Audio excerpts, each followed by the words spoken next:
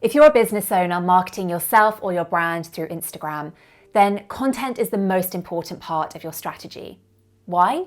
Because Instagram is a visual platform. It's all about the photos, videos, graphics, carousel posts, reels, and so on. This is the lifeblood of the platform. And so if you can get this right, you will attract more of the right people and win with the Instagram algorithm. Hey YouTube, welcome back to this channel. If you're new here, I'm Bella Foxwell, an Instagram strategist based in the UK, sharing my best advice to help business owners market themselves more effectively through Instagram to generate more leads, more sales, more inquiries, more consistently. Today, I'm going to share my advice on how to make really great Instagram content. I'm going to talk about formats like reels and carousel posts, and then I'm going to also share some more specific information about how to make those formats and those types of content as good as they possibly can be.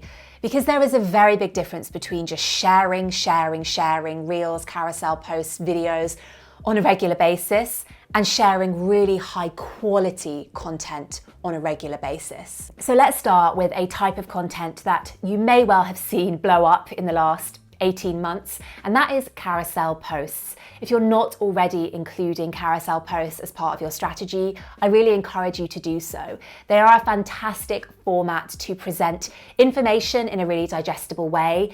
Tips, how-tos, step-by-step tutorials, even storytelling through a caption is just a great way of presenting that information. And they've really blown up in popularity because people really like engaging with that type of content.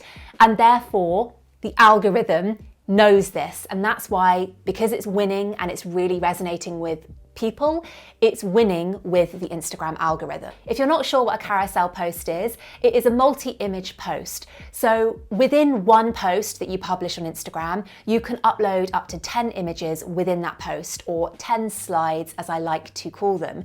And once you hit publish, the reason it's a carousel post is that people will be able to swipe through all of those images or slides, consuming the content, looking at the photos. And with that being said, one of the great ways of creating carousel posts at the moment is actually with text or graphics. So it's almost like a really mini blog post. And that's why it's such a great way of presenting the different types of ideas I touched on earlier.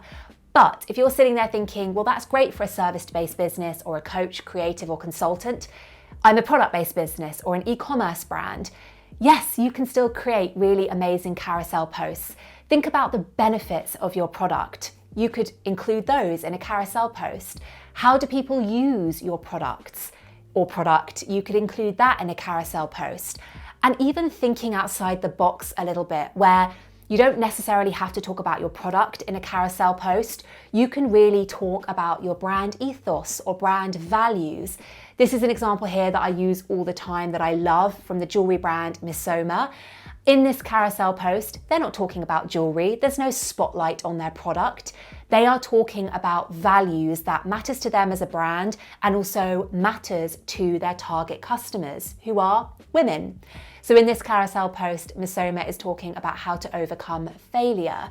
So no, it's not directly about their product, but it is talking about something that matters to the brand and matters to their target customers. So use this as inspiration for your own business. Now, there's a few things to keep in mind when you are creating carousel posts to make them as engaging as possible, because while there are a lot of carousel posts out there on Instagram, there's a lot of rubbish carousel posts out there. So to make sure that yours are really, really great, make sure that you keep the text light across the slides within your carousel post. This is a lot harder than it sounds. Don't be tempted to give your followers more value by giving them loads of information. It's overwhelming and they won't sit through and swipe through all of these slides. So keep the text really light. Make sure the first image of that carousel post is really engaging. Treat the text on that first slide like the headline of a blog post or the subject line of an email. You want to encourage people to start swiping through your post, and they won't do that if the first slide, if the text on that image doesn't give them a reason to do so. So make it really compelling. Use words like how or why or secret, or include a number like 3 ways or 3 tips. That is what is going to encourage people to swipe through. Now, one thing to note, which a lot of people aren't aware of, is if your followers see your carousel post in their feed and they don't initially engage with it, they just scroll on by, Instagram will show them that carousel post again at a later date, later that day, later in the week, but they will start showing it from the second slide, the second image. That's why it's so important that you make sure the second slide within your carousel post makes sense to somebody seeing it for the first time. So don't just launch straight into your storytelling or straight into your education. Use that second slide as a way to kind of emphasize what you've said on the first slide, to maybe give a bit more context before you then go into the bulk of the carousel. So I'm going to show an example here on screen of the way I do it, and you can see here how I kind of just re-emphasize what I've already said on the first slide, the cover image, and maybe I expand on it a little bit to tempt people in and to get them swiping, but also to make sense to people that may be seeing this for the first time or who think they're seeing this for the first time. And last but not least, do your best to spread the information within your carousel post out over the slides. Try not to front load or end load your value. Try to spread it across each image so that it encourages people to keep going, because they want to find out more and more and more. For this reason, outlining carousel posts is so valuable. It's very difficult to do this effectively, to keep the text light and to tell the story across slides when you haven't outlined it and you're coming straight to the design phase. So as much as possible, outline your carousel ahead of time somewhere else before you move into the design stage. With any graphics that include text, whether it's a standalone graphic, whether it's an infographic, a carousel post, even a reel, wherever you are using text on a visual, make it bold, clear, and easy to read.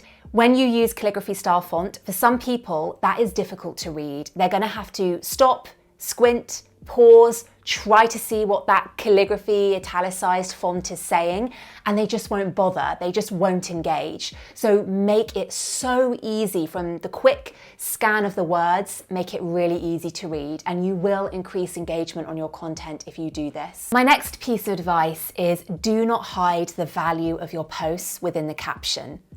Remember, your visual, your graphic, your photo, your video, that is the first thing people are going to see. And if they like what they see, then they will continue to engage with the post, they will read your caption, and maybe they will comment or take action on your caption. But for them to get there, they first have to be intrigued by your visual. Now, I'm talking specifically about text graphics with this piece of advice because so often I will see a text graphic in the feed or in my explore page that says something very ambiguous like embrace freedom or start today, or perhaps it's asking a question on the graphic itself like what's your goal? Now, the problem with sharing content like this is that the visual doesn't provide value in and of itself. What does embrace freedom mean? That's not providing me any value. You might think, well, that's an uplifting message, but not really, because it's very generic. If you're asking a question on a text graphic like what's your goal, that is asking something of me. That's not providing me any value. That is asking me to think about something. And you have to remember that your audience, they are either wanting to passively engage with content, or they are just very busy and want to consume things that provide them quick wins, value. It doesn't always have to be education. It can be a connection, a human connection with someone via a personal story. But people don't want to have to think. They don't want to have to work hard to engage with your content. You want to make it really easy for them. And you want to provide value within a post in and of itself before somebody gets to that caption. So I've got an experiment for you. Next time you go to create a piece of content and you're just looking at the visual, you haven't written the caption yet, imagine that visual, that graphic in somebody's explore page. All they can see is the tile. Is it giving them value? Does it make sense? Are you asking them to do something, or are you providing value? If you can categorically say, yes, that is a valuable piece of content without the caption that will encourage people to engage with that post, then great. But if there's any ambiguity there, if you're thinking, oh, I'm not sure, this is just a bit of a filler piece of content, or yeah, it's a bit of a motivational quote or line, but you know, it's not really doing anything here, I'm not really providing people much value, scrap it. Because that kind of content is not going to do you any favors for your engagement. It's not going to do anything in terms of building relationships with your followers. You want to make sure that your posts in and of themselves are really, really valuable. Create short reels that either A, share one juicy tip, or B, get inside the head of your ideal customers or clients. The former, because people love edutainment on Instagram. Learning something, but learning it in a fun way, is something people really love to engage with and really resonate with. The latter, because if you can reflect the experience of your ideal customers back to them, it will really resonate with them. They will really feel like they have been seen, especially if you can do it in a light-hearted, playful way. Don't post stock imagery.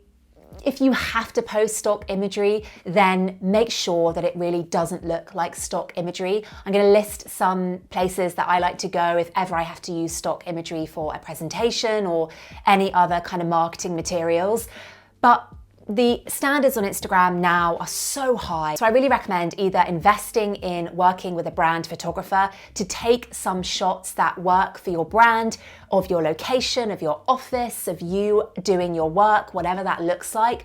Or if that is too much of an investment right now, rope somebody in, rope a family member in, a friend who doesn't mind taking photos of you in exchange for a product trial or an hour of your time, or whatever it looks like. Give them some incentive if you need to. My incentive with my sister last year was coffee and cake, and I roped her in. I got her taking photos of me and my workspace. The rest of my bedroom was a mess, but I made sure that that area was all styled and lovely. And that's content that I'm still using today, even though I have had some branded shots done of me. So really, really take the time just to get some shots that are really unique and relevant to you, rather than opting for stock imagery. And last but not least, I wanted to end by saying that even with the rise of things like carousel posts and reels, standard, lovely, beautiful photographs of people and products are still really important and really relevant on the platform today. But if you can incorporate those other popular types of content like carousel posts and reels into your strategy alongside photos of people and product, that is going to give you the best chance of success, because you're capitalizing on content that people love engaging with, and therefore content that does really well with the Instagram algorithm. It taps into the different desires that people have when they come to Instagram. The desire to learn, to laugh, to be inspired, and to shop. Your content has the potential to meet all of those desires and exceed all of those desires and expectations. So think about how you can really capitalize on that and really incorporate those different types of content to give you the best chance of success on the platform. If you liked this video, you'll love this playlist here, which is a 2021 Instagram strategy playlist. I'm including my biggest and best advice and tips in that playlist so that you can create an Instagram account that really does succeed in 2021 and beyond. If you did like this video, don't forget to hit the subscribe and bell button, and I will see you next week, same time, for a brand new video. Thank you for watching. Bye.